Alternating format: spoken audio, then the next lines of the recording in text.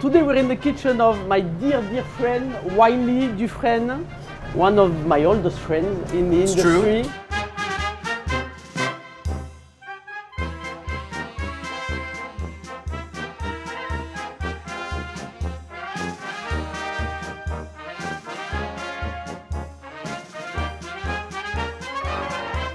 Today what we're going to do is our version of a Vietnamese pho soup, and the idea of the dish really started with just a play on words.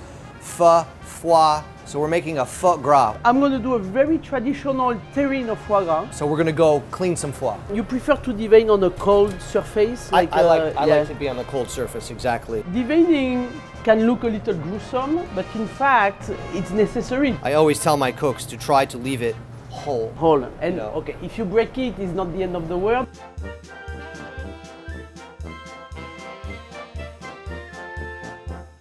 We've maintained the integrity Totally. of the foie gras. So here, now again, we're going to just lay it flat. It's going to spend 2 days in the salt. In the cure. In the cure. This is basically pink salt. Pink salt, yeah, sodium nitrite. It's a preservative. We're going to cure it. Again, this helps with the color and it's also safety. Let it sit for at least an hour. 1 hour. So we go devein mine then. Same principle. First step, deveining. Keep it at room temperature. An hour or so that you can devein. 2 lobes, one little thing in the middle that is fat and blood, okay? One main vein going up and finishing like a tree. My little trick is to have hot water first because I like to do it with my fingers. It's easier, you can feel the liver. So you see I took the main vein out, my job is done. Now if I really want, if I see some blood, you know, I'm gonna go and look for it a little bit. So one thing you should make sure, here rests the bile of the animal, so you want to make sure there is no green stuff in here. Make sure you take it out, this is very bitter. And also on the outside, just make sure that everything is fine, there is no too much skin. All right, same thing on the other side. It's interesting because, you know, you start, From the I do the bottom. other way, Yeah. I start from the top. But again, the result is the same. On the small lobe, that main vein goes at one point under the big membrane, that, remember that big thing that was in between the two? Yep. So I'm going to take that off. It's about understanding where the veins are likely to be. Once you know where the veins are, then you know how to look for them. And whatever little branches, you know, I hold the liver on one hand and then I finish with the main vein. When it breaks, it's done. This one is a very simple terrine. Sometimes simple is the best. So you need salt, you need pepper, and something a little sweet. And in my case, it's going to be Jurançon. For me, it's the ideal balance of sweetness and acidity. Liver is a lot of gras. The lipids, they don't take salt, so don't be afraid to be really generous. Pepper. Take a terrine, any terrine. This one happens to be D'Artagnan terrine, of course. Again, measuring very carefully the big lobe, the nice side, down, because you're going to unmold it before slicing. Here at that point, if you have little pieces, you know, if this one had broken, Use it to fill in the gaps or something like that, you just put it here. Yep. All right, if it hadn't, you just, all right, a little more of this, and this, of course, the right way on that side.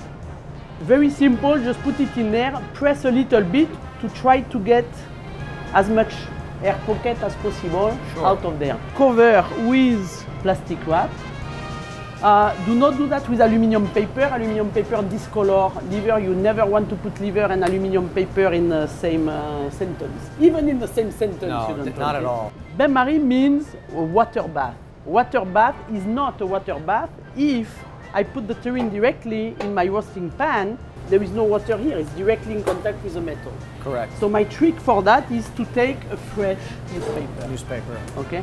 You can use a piece of cloth, the same thing. So you want to come halfway, three-quarters? Halfway. Halfway? Halfway. No big Three-quarters. deal. No big deal. We put this in the oven. Okay. An hour and a half, an hour and 45 minutes. So what we're going to do is we're going to make a torchon. We're going to tie it up, get all the air out. and then we're going to wrap it in cheesecloth, and then we're going to cure it. The USDA, the Department of Agriculture, is telling us that poultry should be cooked at 160 degrees internal temperature. That's for safety reasons, because cooking at high temperature like that is one way to kill bacteria. Here, Wylie has different ways to kill bacteria. Yeah, but we should be clear. This is ostensibly a raw foie gras preparation. Yes. You know. Yeah. If you're pregnant, if you're immune deficient, pregnant, don't try wary this at all. This, yeah. we have to be honest. When on menus in restaurants, when you see torchon, the first step of the preparation is this: it's just to raw the divine liver, seasoned in a plastic wrap that will go in a slow simmering. And so we're just going to tie it nice and tight. Poke it all the way through this time, and I'll tie it one last time. It's been in the freezer for an hour. Nice and firm. Yeah. Toc, toc. This part, I think, of the dish is actually very, very traditional in a way, right? Taking it and wrapping it in cheesecloth. We'll do this dance one more time. No problem. It stays like this. And then at room temperature or in the fridge? In the fridge. In the refrigerator. refrigerator. In the Absolutely. refrigerator. Yeah. After 48 hours, we pull it out and then we'll hang it. And if you want, we can go downstairs and I'll show you some. Let's go. We're going to take this guy right here. Okay. And then we're going to take this upstairs and we're going to cut it and serve it in the dish. Super. Out of the oven. Looks great. Now, again, how long was it in there? This one, an hour and 45 minutes. Hour and 45 minutes. Beautiful. Again, very low temperature. You can see how the fat has risen to the top. So it's very important to press it. You have to cut a cardboard to the measure of the inside of your terrine. Of course. Whatever you do, if you use aluminum paper on top of the cardboard, don't forget to put plastic wrap. Again, no aluminum paper on the foie gras. The only Armagnac that I'm going to use in this recipe is just to press my terrine. I was wondering what that bottle was Yeah. for. Leave this like that. After half an hour, this goes in the refrigerator. Doesn't need the weight anymore. Right. And just go in the refrigerator. And that's the most difficult part of the recipe. Waiting. Waiting 3 days before you just forget it in the refrigerator. So we have our foie gras, of course. Three weeks it's been cured. We're going to unwrap it and slice it. The base, of course, is a broth. Classic Vietnamese pho broth. Super intense. And we've fortified it with some foie gras. Why don't we take our foie out? After 3 weeks, it's cured by the salt. We have a beautiful, nice, cured piece of foie. And again, to get that ring out, just because it's a restaurant, and you know how it is. That's something I would never do at home. Never. Hoisin sauce, beef tendon, some rice noodles. Give a little bit more of this hoisin. So this is just some basil, just like that. We have our broth. You can smell. I think it's really nice. Lastly, just a tiny bit of Thai basil oil. And that is our foie gras. It's been 3 days I know. since I've been here in Wylie's restaurant.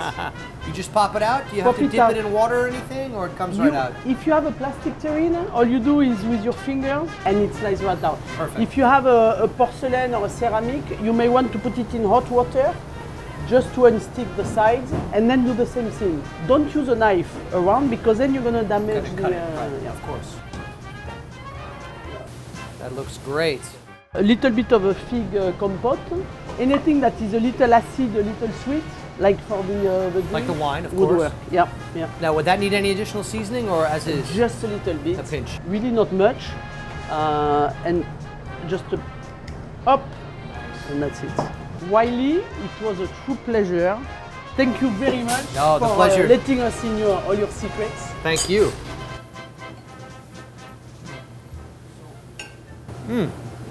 Delicious. It's very, very star anise. I love anise, so I'm Yeah, not yeah. complaining. You want a piece of brioche? I was hoping you'd offer me some. It's your kitchen. It's your bread.